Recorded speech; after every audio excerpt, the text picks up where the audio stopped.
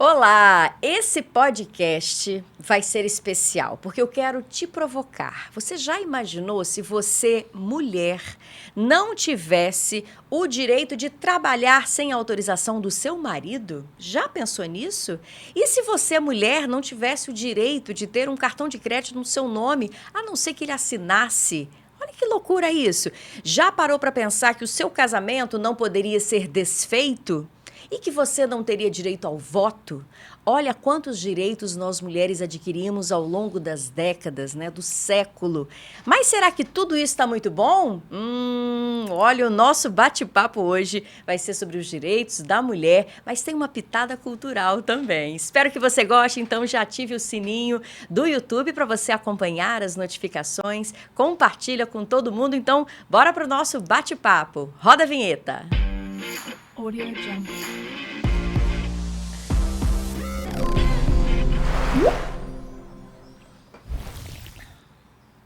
Minha convidada hoje é a doutora Tusa Machado, capixaba, advogada, pós-graduada em Processo Civil e Direito Público, diretora da Mulher da OAB Espírito Santo e também produtora cultural e cantora. Seja muito bem-vinda, doutora. Isabela, muito obrigada pelo carinho. É uma honra estar aqui nesse espaço de mulher, trazendo a comunicação e oportunizando que outras mulheres se comuniquem também. É muito bom poder estar aqui, uma grande honra. Muito obrigada. Obrigada. Doutora, eu fui ler mais profundamente sobre os nossos direitos e eu fiquei chocada. Lá em 1932, a mulher passou a ter o direito ao voto. A gente já fala, nossa, que absurdo. Agora, poxa vida, você tem que pedir ao marido para você separar, pedir ao marido para você ter um cartão. Que loucura é essa, né? Absurdo, né? Absurdo. E há quem diga que não é necessário o trabalho de todas as mulheres que envolvem o feminismo, que a gente sabe que não tem um viés político, ele, na verdade, tem um contexto mais reivindicatório de conquistas e lutas. E é importante destacar, Isabela, que, assim, essas leis, elas entraram em vigor, mas a aplicabilidade delas, às vezes, não foi de forma imediata. O voto, por exemplo, teve uma lei autorizando, mas demorou alguns anos aí para que efetivamente as mulheres fossem para as urnas. Aí passa pelo esporte, né? Até bem pouco tempo atrás, aí a gente está falando dos anos de 1940, ali, 30, mulher era criminalizada se jogasse futebol. Meu Deus. Recentemente, nós tivemos o direito de poder fazer uma laqueadura sem autorização do nosso marido. Veja que, assim, estamos livres. E a Constituição de 88 veio para trazer a igualdade entre homens e mulheres, isso é constitucional, está previsto lá, mas ainda tem a necessidade de fazer ajustes legais o tempo todo, mostrando, olha, observe esse ponto, ainda não foi ajustado, isso aqui ainda não está sendo cumprido. Há uma liberdade, mas há uma necessidade de voltar a esse olhar e estar sempre falando, reivindicando e buscando, né, essas conquistas, esses direitos para as mulheres. Porque o ideal mesmo seria que isso já viesse de fábrica nas famílias, né? Vamos dizer assim, né? Que já tivesse o respeito, que já tivesse esse direito à igualdade, né? E, ou seja, nós estamos em 2026, né?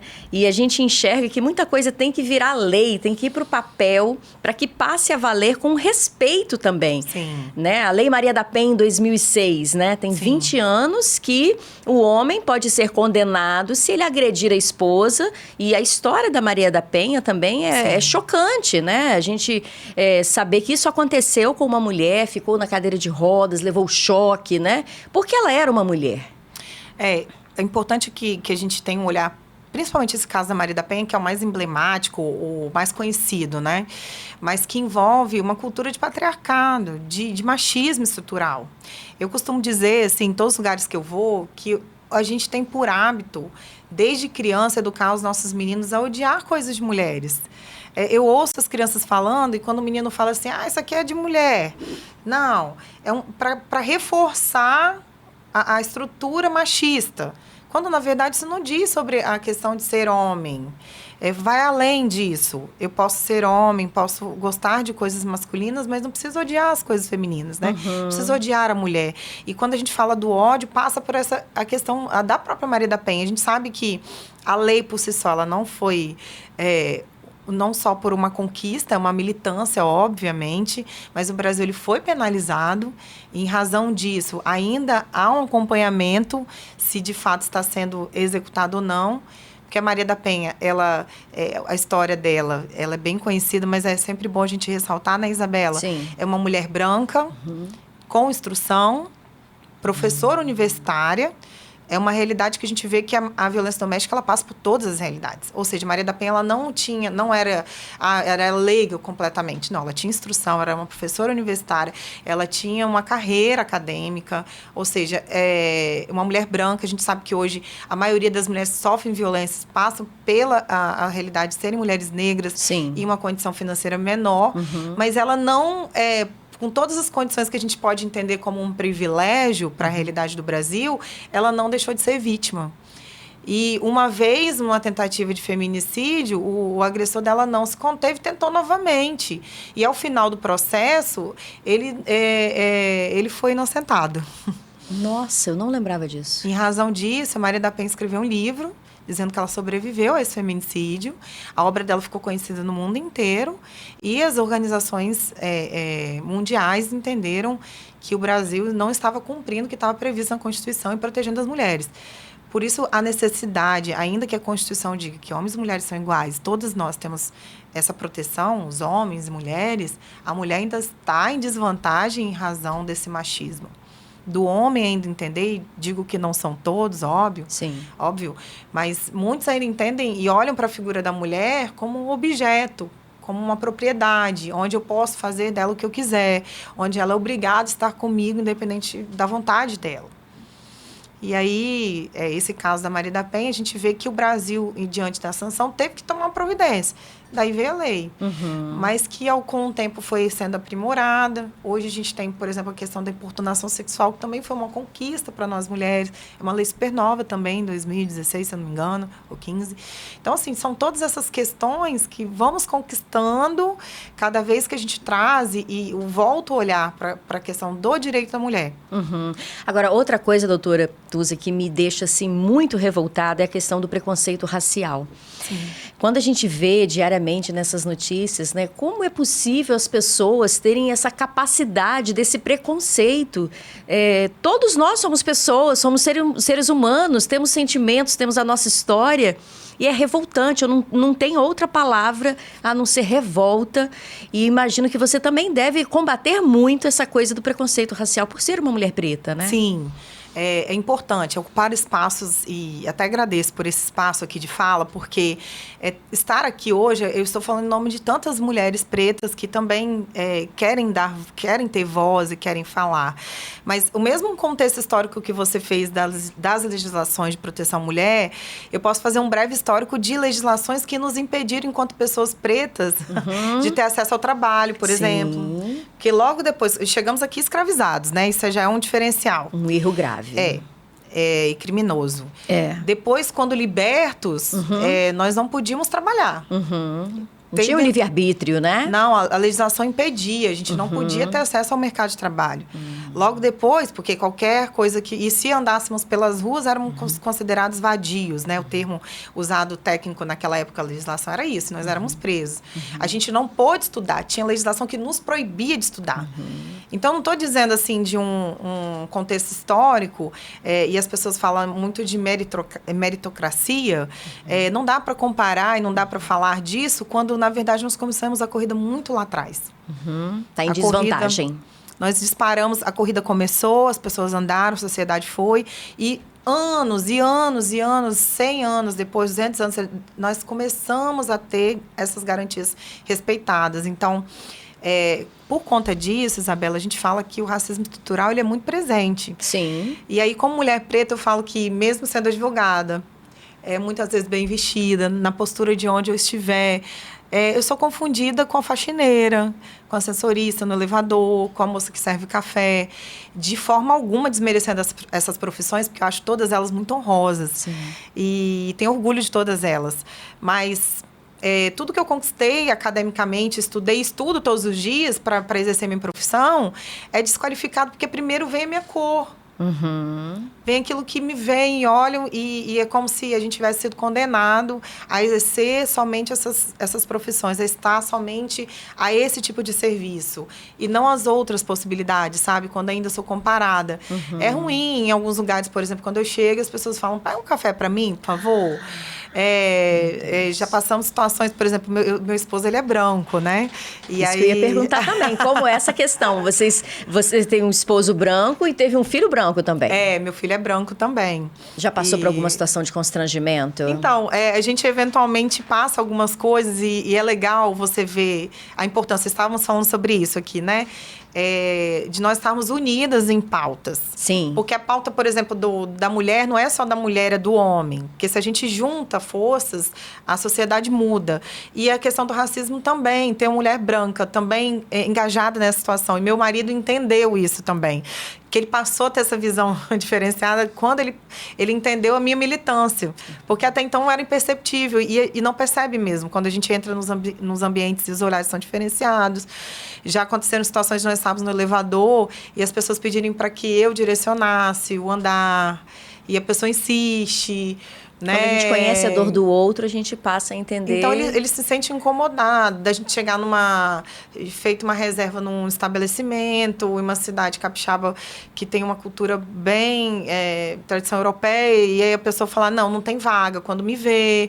Que isso? Então, são situações, assim, de uma sutileza, de uma gravidade, que parece imperceptível, mas que a gente vai vendo e que às vezes até cansa, sabe, Isabela? Sim, imagino. Eu falei essa semana assim, as pessoas esperam da gente, enquanto pessoas pretas, o tempo todo a gente militando, falando, explicando. Ensinando. E isso cansa também. Uhum. Porque da mesma forma que ao chegar no seu território, na sua cultura, ao cuidar das coisas dos meus clientes, por exemplo, um projeto cultural, eu penso com muito respeito. Eu vou entender de onde você veio, sua ancestralidade, entender o que você entende por conceito, por religião, para tentar responder e respeitar aquilo, sabe? Uhum. Eu acho que tem que haver isso também.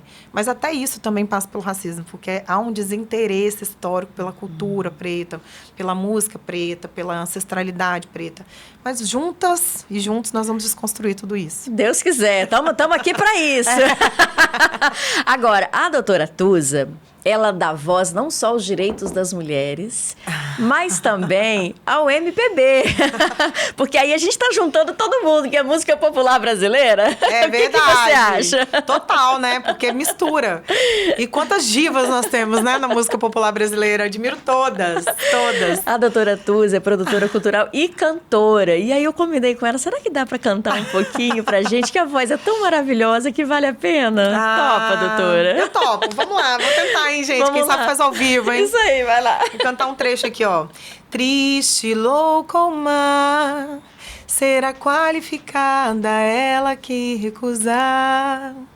Seguir receita tal, a receita cultural do marido da família, cuida da rotina. O homem não te define, sua casa não te define, sua carne não te define, você é seu próprio lar. O homem não te define, sua casa não te define, sua carne não te define, você é seu próprio lar. Ai, que maravilhosa! Podem bater palmas aí, muitos comentários, Obrigada. por favor. Maravilhosa. Gente, que voz linda, meu Deus! Tem que ser, hein? Vamos lá, Tá perdoe vendo? os músicos aí que estão assistindo. Eu tentei. E você continua exercendo essa sua profissão de cantora? Então, hoje as apresentações estão mais limitadas, porque conciliando com a advocacia, a produção cultural, que acaba que na produção eu fico mais nos bastidores, né? Mas, eventualmente, eu tenho feito apresentações. Em dezembro, agora, recentemente, eu tive a honra de dividir o palco com a Roberta Campos, uma grande cantora, compositora, artista da MPB. É uma mulher, assim, incrível. E eu tive a grande graça de poder dividir o palco. Ela me deu esse presente. Foi quase que de Natal, né? Era em dezembro. E aí, nós cantamos juntas e foi muito legal. Foi muito legal. E essa parte da produção cultural, porque o seu projeto ele vai muito além, né? Não só da música, mas que envolve vários projetos bacanas em comunidades. Então, quem me levou para a produção cultural, porque eu já estava no mundo artístico, foi meu marido, né? Ele tem uma produtora e acabou que eu abracei esse projeto também e a gente começou a fazer. Mas, paralelo a isso, nós temos também alguns trabalhos através do Instituto Cultural Academia de Sonhos. E um dos projetos que a gente ama muito é o Lona de Cultura e Arte. É um projeto que nós levamos arte e ciência, teatro, dança, apresentações musicais e culturais para as comunidades, principalmente as periféricas. Então, Isabela, assim, é tão lindo ver as crianças, principalmente, que é o nosso público-alvo, né? Tendo contato com a arte, e a gente sabe o poder da transformação da cultura. Sim. Isso é muito lindo, assim, é muito especial. Estar nesses bastidores é bem corrido, às vezes, né? Demanda tempo, tem alguns imprevistos. Lidar com eventos é uma adrenalina extra, que a gente ama, né? Fala o arroba no Instagram do projeto pra gente. @Instituto Cultural Academia de Sonhos. Academia de Sonhos. Isso. Pra todo mundo seguir, pra acompanhar também o trabalho da doutora. E a produtora é Jam Produções, @Jam Produções. Tem lá também shows e eventos que acontecem aí, ó. Tem muita coisa legal, tá? Que legal. Tem uns eventos bem legais. Isso aqui é bacana. A gente une mulheres que ajudam a fortalecer os direitos, mas que também não só falam dos direitos, né? A gente se movimenta, quer provocar essas transformações com atitudes, com arte e cultura, que eu sou super a favor também. Eu acho que realmente a arte ela é essencial na nossa vida, né? A cultura em si, e todas as culturas, né? Que tem gente que fala, a cultura separada. Não, a cultura é tudo, né? Sim, sim. A cultura do ambiente, enfim, não vamos entrar nesse mérito, mas quando você leva um pouquinho dessa pitada, né, de alegria, desses momentos na comunidade, isso é também uma transformação e que você enxerga, às vezes, até a questão de quais os direitos que elas não têm estabelecidos ali. Sim. Também. Você fica meio encucada com isso? E além dos projetos que envolvem o Lona, por exemplo, que é um que eu citei, mas a gente tem também as feiras de economia criativa, então tem várias empreendedoras. Eventualmente, a gente faz roda de conversa com essas empreendedoras também para falar, né, do empreendedorismo e também dos seus direitos. Então, quando há uma oportunidade, não é o objetivo do projeto, mas quando há essa oportunidade, a gente também faz o alerta. Mas a questão, voltando, né, para a questão da violência, passa também por essa questão cultural, de nós trazermos essa leveza, para tirar esses gatilhos, essa desconstrução do ódio, do poder, da concentração de poder ali, de propriedade, né, do machismo estrutural. Isso tudo passa também na questão cultural. Traz essa leveza, né, dizer que homens e mulheres podem participar culturalmente, estarem juntos ali como aliados e não como guerra, como opositores, né? Que é isso que a sociedade às vezes prega quando a gente fala da pauta, né? Que nós estamos querendo concorrer, disputar. Então, na verdade, nós queremos parceria nessa causa, né? Nessa conquista. Doutora, e com um filho de 5 anos, né? Meu amor, é um grande amor da minha vida. É muito bom. O que você quer deixar para o seu filho? Como você imagina, né? Talvez ele tenha que enfrentar também essas questões raciais e também do outro lado, né? Da mulher. Mas ele, com certeza, já está crescendo num ambiente de muita consciência. Muito. Você imagina como que vai ser esse caminho para ele? Ou o que você quer deixar nessa vida para ele? A gente até brinca lá em casa e algumas amigas minhas falam, olha, um pequeno feminista aí.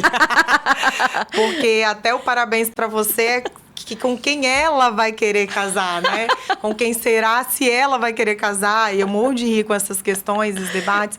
Mas é tão legal, assim, quando eu estava grávida e pensei, nossa, eu vou ter um menino.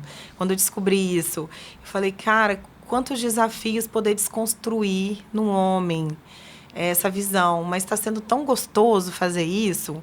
Às vezes é difícil, é sofrido, porque você desconstruir isso numa sociedade e ele, por exemplo, é um homem afetivo, doce, extremamente entendido da cultura e a gente fala de absolutamente todas as coisas, desde das deficiências, o quanto ele precisa respeitá-las, a questão racial, a questão... E tudo isso é muito trabalhado lá em casa, mas, acima de tudo, eu penso que ele vai ser um homem que vai ajudar a transformar a sociedade nesse sentido. Dizer que o homem pode sentir, ele pode ter afeto, ele pode respeitar e ainda assim ser homem, sabe? Sim. ter isso nele e ver como que ele está crescendo com essa consciência me traz um orgulho, assim, lindo, né? Que ele seja feliz é o mais importante, né? Com certeza, sem dúvida. Legal. E é essa sensação, isso que eu falo para ele, né? Da importância dele ser feliz, dele trazer isso, mas, assim, com muito respeito, acima de tudo, né? Acima de tudo, respeito, que é o que a gente prega muito lá em casa. Doutora, agora, que lei que as mulheres não sabem que elas têm, mas deveriam saber? Por exemplo, você detecta alguma situação que você fala, meu Deus do céu, como pode isso até hoje? Tem alguma situação? As questões que envolvem... que hoje eu vou falar do câncer da sociedade, né? Que é a violência doméstica. Acho que é muito importante as mulheres terem essa consciência da Lei Maria da Penha, porque ela traz lá alguns tipos de violência que as pessoas acham que é só agressão física, mas passa pela violência psicológica, patrimonial, que ela é muito latente, as pessoas ainda não entendem. A violência moral. Por exemplo, não pode fazer chantagem. Dá para citar um exemplo para ficar bem claro? Claro. A questão da chantagem é uma delas, tá? Mas, por exemplo, tem situações que eu já presenciei em que o patrimônio da mulher, ele é oculto. Tem homens, por exemplo, que transferem na constância do casamento, da união estável, bens para terceiros para um eventual divórcio ou dissolução de união estável. Aquela mulher não ter direito a absolutamente nada. Acontece, eles ocultam patrimônio estrategicamente. Ou tem mulheres, por exemplo, que têm suas carreiras, mas são obrigadas a deixar o controle financeiro integralmente na mão do seu marido ou do seu companheiro. Então, eu estou trazendo alguns exemplos aqui que a gente acha que são absolutamente normais, mas que são sinais de que pode acontecer violência. E aí elas falam assim, doutora, mas ele deixa um cartão comigo ali. Mas aquele cartão, muitas vezes, é para ter o controle exato do que está sendo gasto, onde está sendo gasto, o que está sendo feito. E elas são criminalizadas, por exemplo, no que elas gastam com o seu próprio rendimento, do que elas trabalharam o mês inteiro. Então, são pontos de atenção que, às vezes, a mulher não tem noção. No meu escritório, por exemplo, eu recebo uma mulher para fazer um divórcio, eu falo, quantos veículos vocês têm? A gente tem 2. Me dá o documento do carro. Não tem, doutora, eu nunca tive acesso. Caramba. Mas aquela propriedade, não tem. Quando a gente vai ver, já não tá em nome deles. Estrategicamente, não foi feito isso. Tem um investimento, uma aplicação que a mulher também não sabe. Isso é ocultado. Então, o casal ele tem que ser sincero um com o outro, mas tem que ter essa divisão também. Sim. Do que é casamento e do que é patrimônio? Sim, é importante haver esse diálogo. Então, como advogada familiarista, é importante haver esse diálogo, por exemplo, na escolha do regime, nas coisas que vão ser elencadas ali no patrimônio, para ficar bem claro, para que não tenha problemas, né, acima de tudo. Mas, e a mulher pode se impor como, doutora? Sim, eu acho que o diálogo é principalmente, né? Primeira etapa seria isso. Antes do casamento, um acordo pré-nupcial, que é um tabu também, tá? Que um pacto antinupcial, as pessoas falam assim, mas aí eu vou estabelecer, isso não vai gerar... Não, às vezes é um contrato que vai dar uma segurança jurídica. E o que é bom para a mulher nesse contrato?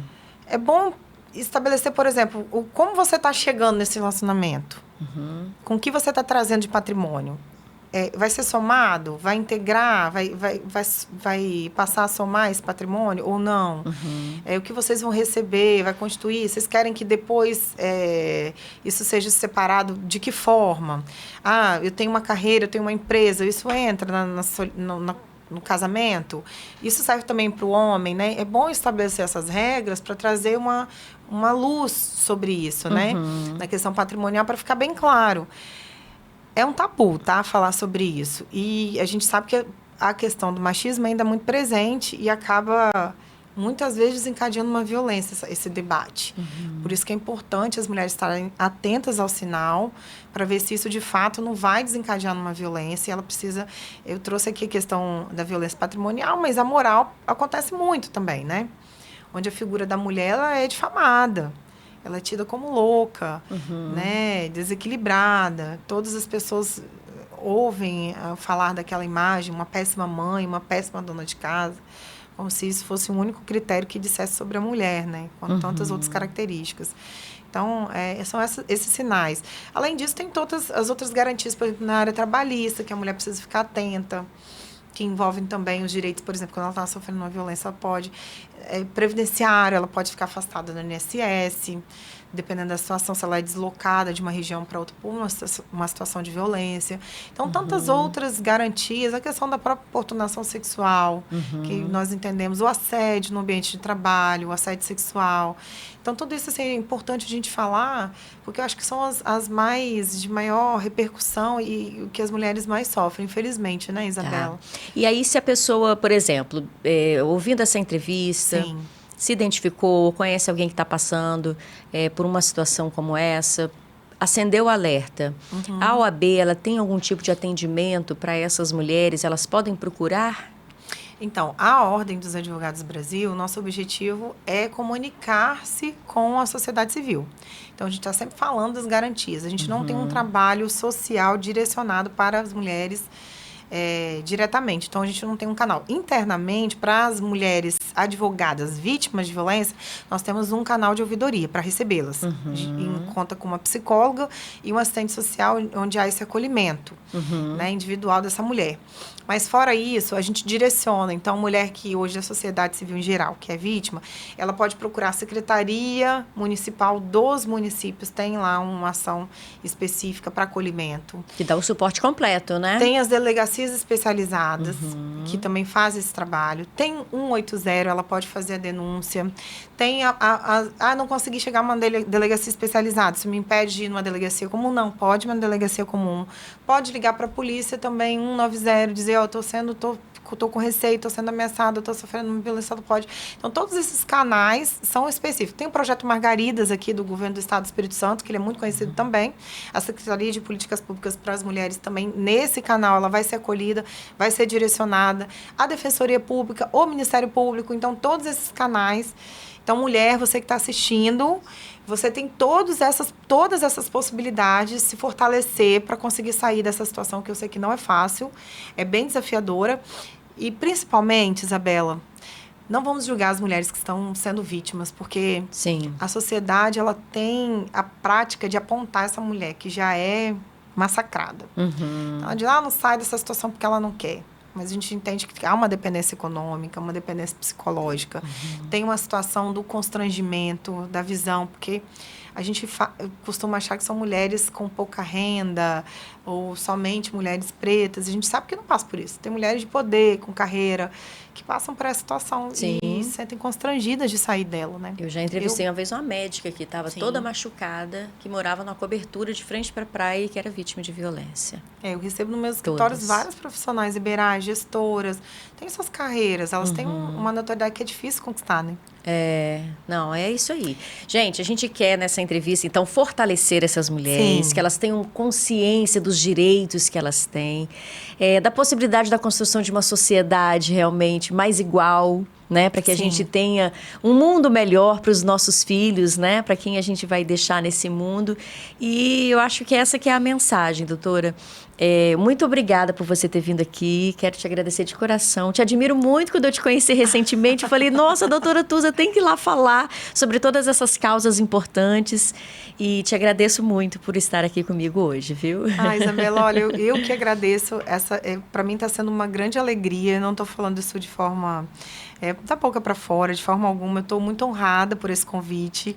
Admiração é recíproca. Obrigada.